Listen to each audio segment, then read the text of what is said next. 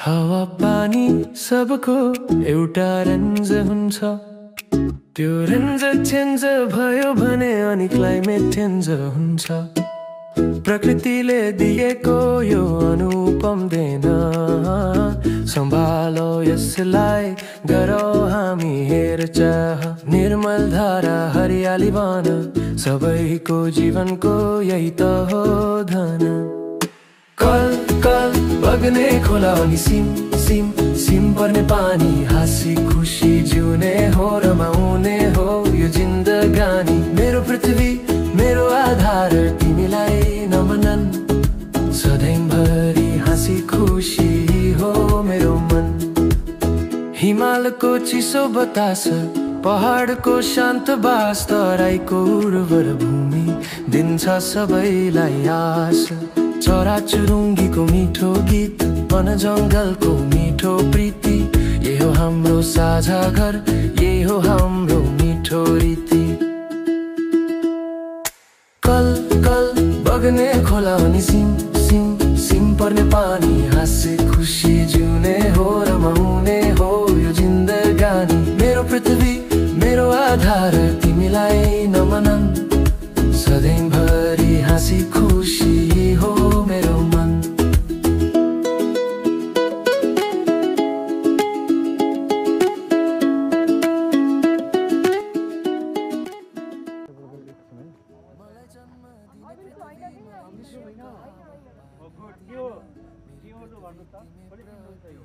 एक नमन,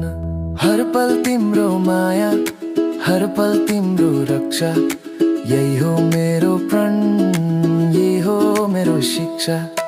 call call बग्ने खोला अनि सिम सिम सिम पर्ने पानी, हाँसी खुसी जिउने हो रमाउने हो यो जिन्दगानी। मेरो पृथ्वी मेरो आधार तिमीलाई नमनन, सधैँभरि हाँसी खुसी हो मेरो मन।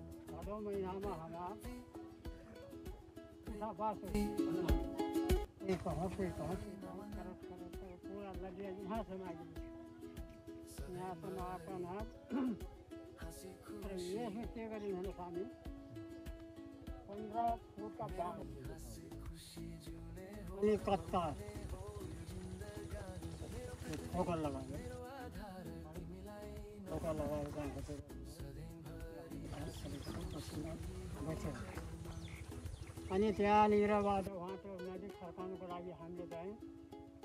अरूको के भन्नु त, अलिकति रेड क्रसले पनि जिबिसीले पनि दिएको 3 लाख 4 लाखसम्म बजेट हालेर नदी चाहिँ यता फर्कायौँ सिधै। अब नदीमा हामीले चाहिँ 6 लाइनका बाँस तल हालेर 15 फिट तल घसाएर 5 फिट माथि निकालेर अनि त्यसमा हामी चाहिँ जाल बुनेर बाँसको जाल बुनेर सानो सानो कुरो जस्तो ऊ गरेर निकाल्छ। सुरा आयो सानो बारी, त्यहाँबाट त्यही बारीले खन्दा खन्दा खन्दा खन्दा चौडाइ गरेर चाहिँ हेर्न त हाम्रो नदी चाहिँ उतातिर अब त्यही पनि लास्टमा अब कहाँ जाउँ के गरौँ, पछि फेरि हेर्नु हामीले बसिरहेको छ। हुन त पहिलाको व्यवस्था बसिरहेको हाम्रो नि, कोही कतातिर कुनातिर लाग्यो, कोही कता माथि गाउँतिर लाग्यो, कोही कता सहरतिर लाग्यो, त्यस्तै गरेर त्यो बेलामा कसले सिकायो हजुरहरूलाई यो समुदायलाई बाँस गाड्नुपर्छ? अनि पहिला बाढी आउँदाखेरि उहाँ हुनुहुन्थ्यो? लगाउँदाखेरि हामीले चाहिँ रेतको समर्सिबलको साझेदारीमा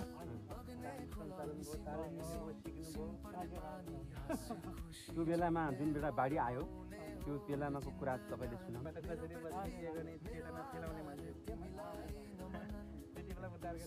त्यतिखेर नदी यहाँ थियो, अहिले त्यो नदी कहाँ छ? त्यो नदी यहाँ यहाँ सुन्नुहोस् न त्यो नदी यहीँ थियो तिमीलाई नमनन् अघि आएँ अनि आएँ त्यहीँनिरै थियो कि बाटो यो यस्तै होइन तर त्यस्तो खालको चाहिँ हाम्रो चाहिँ सेल्टर बेड त हामीले बनाएनौँ होइन यहाँ यसले गर्दा नदी यहाँ आयो तर चाहिँ अब आइसकेपछि पनि उहाँहरूलाई धेरै तकलिफ भयो 15 फिटको बाँस 10 फिट तल 5 फिट माथि गरेर त्यो बिचमा चाहिँ बाँसको चचरी बुनेर त्यहाँ जाल बुनेर त्यसपछि चाहिँ बोट बिरुवा हुर्काएर बढाएर अनेक गरेर चाहिँ बल्ल बल्ल बल्ल बल्ल उता सार्न उहाँहरू सफल हुनु पऱ्यो यहाँ बस्ती बसिरहेको काँचोको बुट्टा रोप्नुभयो के रोप्नुभयो भन्नु त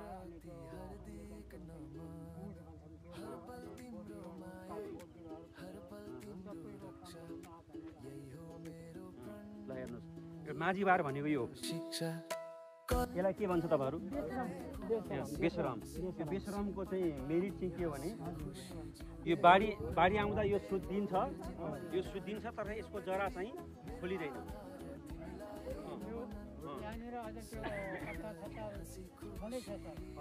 त्यतिखेर चाहिँ गाडीको चाहिँ भित्रै होला सर सुन्नु न एउटा कुरा हजुरहरूले जुन यो बाँसको तत्त्व बनाउनु भएको थियो नि त्यो काम गरेर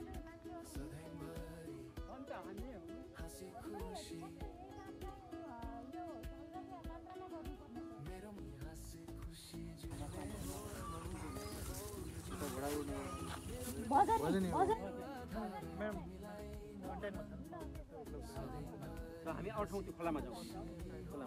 पहिला त यता सबै गाउँ थियो पुरानो 52 सालतिर यता 130 घर 52 सालतिर 130 घर थियो अनि उताबाट खोला आउँदै काटा अनि यहाँसम्म पुग्यो खोला 60 सालमा कार्यक्रम आएर हाम्रो गाउँमा दैनिक अनि दिएको 60 सालमा लागु भयो 64 सालदेखि गर्न थाल्यो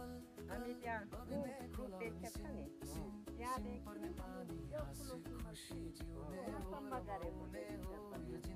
अनि त्यो गरेर फेरि खोला आउन लागेको थियो अनि फेरि हाम्रो त्यहाँ खलगढी नगरपालिकाबाट 4 लाखको कार्यक्रम आयो बजेट त्यहाँदेखि हामी फेरि काम गऱ्यौँ खोलै छेक्यौँ हामी पुरा के अक्षर बनाएर खोला छेकेर यहाँ यस्तै खोला निकाल्छ बाउडरतिर निकालेका कोही एल जस्तो बनायो कोही भी जस्तो बनायो कोहीले डब्लु जस्तो बनायो त्यो बनावट चाहिँ तपाईँ छेकबारको स्ट्रक्चर हो त्यो मैले भनेर छेकबारको भयो त्यहाँदेखि त्यहाँबाट यस्तै कुलो निकालेर बारी आउन बित्तिकै गाउँभरिका मान्छे जान्थे डुब्रेर त्यो कुलो छार्न अनि खोलो त्योबाट फर्केर अनि यत्रो खेतबाट फेरि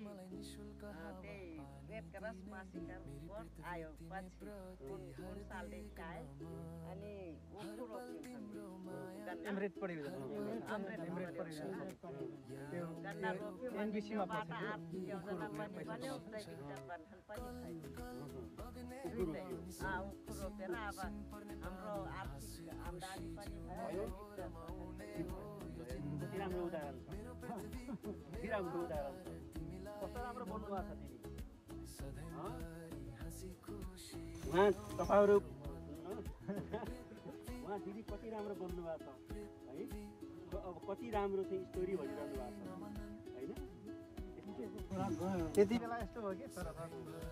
त्यति बेलादेखि नि नवीन सरलाई हामी सँगै काम गऱ्यौँ त्यसै उहाँहरू जस्तै हामी ट्रेनिङ लिएर आउँछ ट्रेनिङ दिनुभयो उहाँहरूलाई हामी सबै समुदायमा त्यति बेला ज्ञान थिएन कि कहाँबाट स्रोत साधन कसरी निकाल्ने यो बारी सामना कसरी गर्ने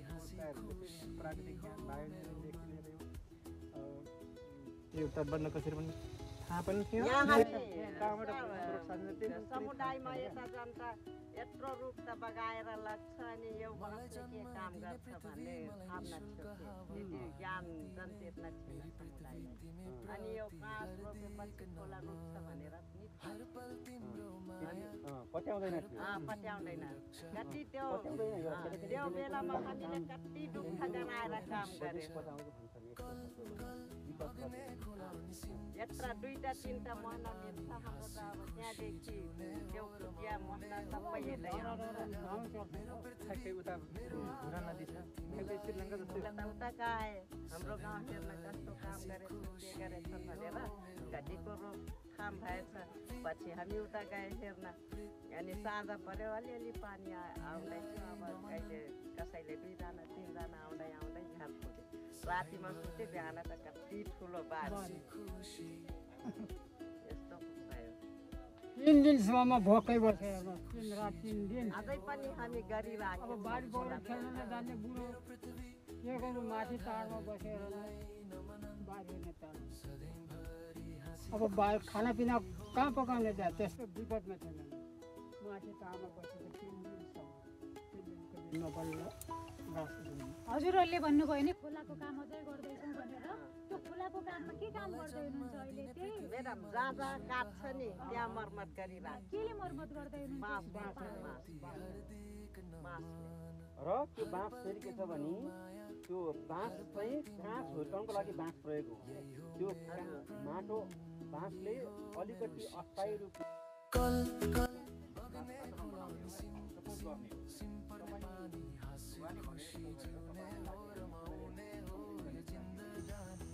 त्यो बाँसले त के हो भने बाँसले चाहिँ जुन चटरी हुन्छ यसले आगो बालुवाहरूलाई केही समय 1-2 वर्ष 5-6 महिना 3-4 महिना मात्रै रोक्यो भने पनि काठको सधैँभरि हाँसी खुसी मेरो हाँसी खुसी जिउने हो रमाउने हो यो जिन्दगानी मेरो पृथ्वी मेरो आधार तिमीलाई नमनन् सधैँभरि हाँसी खुसी हो मेरो मन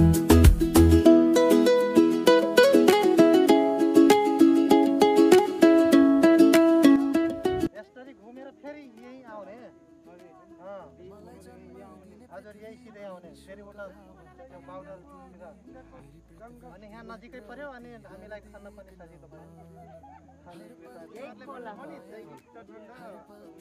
घट्ने चिज होइन बढ्छ भनेर सब बढेको होइन यो सबै आफै उम्रेको अब फेरि भन्नुहोस् न यो यसलाई चाहिँ बचाउनु पर्छ सरले भन्नुभयो नि जैविक गन्ध घट्ने चिज होइन बढ्ने चिज हो आफै बढ्दै जान्छ यो सब आफै बढ्दै जान्छ कम्ती होला